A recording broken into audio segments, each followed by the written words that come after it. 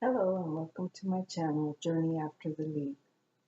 In this um, episode, or in this moment, what I'm going to talk about is my good points and bad points of my journey after the leap.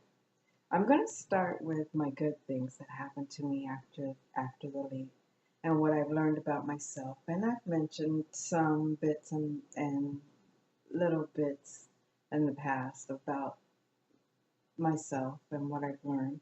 I learned that I'm a stronger person than I realized. I knew I was strong, but in certain events, I felt I would just give up and back out and try something different. But I learned that if it's something that I really won't want, I won't give up at all. I'll look at it in different ways, but I'll still grab hold and keep it and make sure that I achieve what it is that I'm after. And I've achieved a few things while after I've taken the leap, and it led me to create bigger and better things during my journey. So I love that about myself. I have endurance longer than I expected. So I think that's awesome. Another thing, basically, is what happens if I get bored in my journey. And that's happened a few times. A few times of disappointment came when a project that I was working on, you know that I want to be a writer, and that's my main thing is to become a bestseller, a prosperous writer, somebody making big money, big time fame for my writing and stuff. And it's going to happen. But the biggest disappointment was the editing. The editing, oh my goodness. It's almost taking just as long to edit as it is to write the thing. Or maybe it's just me. It's just a lot to do. And editing is a part of writing, and of course I knew that, but for a person that's used to writing short stories, editing seemed like a snap. It was like, oh, I got this. And when I get my from the others being published, and it says zero editing found, zero editing uh, errors. I was like, yay! I was almost as just as happy uh, as I was with the zero editing as I was with the book being published. So it really is a good feeling. But with my novel that I'm supposed to have out in a couple months, um, it's taken me a long time, and every time I think I'm done, I find something else, and I click in the find, and it tells me, "Oh, you got just 800 more of these to correct." And that's frustrating. It makes it seem like I'm stuck, but in reality, I know I'm not. But at the same time, it's slowing things up.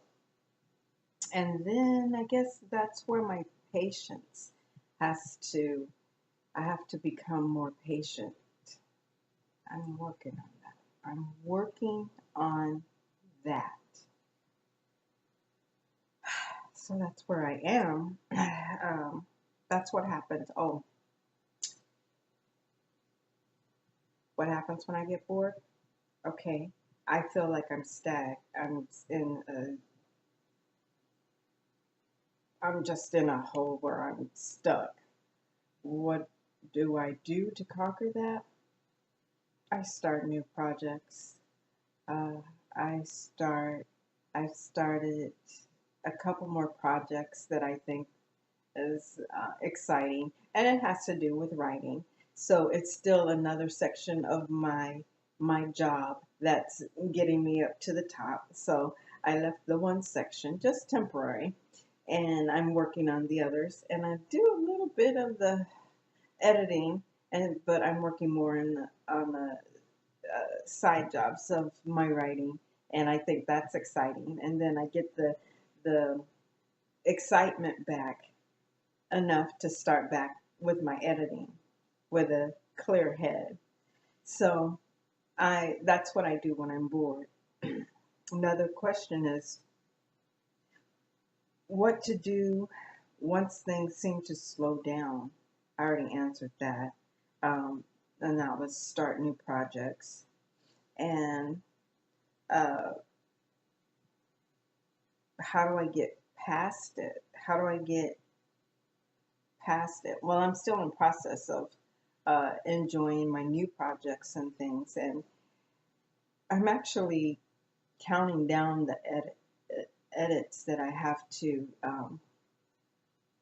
correct. So it went from 800, I have like 500 left, and I do so many. And I make a pact that, okay, I'm going to do at least 100 corrections a day, so I'll be done in a week. So then, what does that create? That it creates something to look forward to. That's how I get past it. Okay, this is a short one. That's all for now. Stay awesome. If you have any questions, comment, definitely subscribe and like my channel. Stay awesome.